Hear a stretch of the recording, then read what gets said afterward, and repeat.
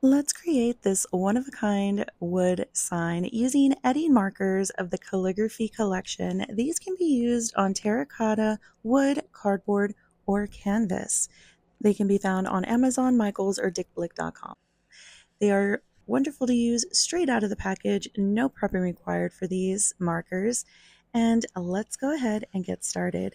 So get your favorite little wood piece, go ahead and sketch out what you're wanting to do using a pencil.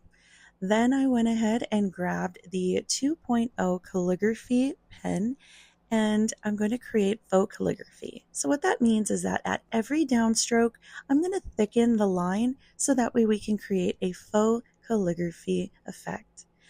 Now grab that larger marker in red and let's color in that heart that we drew.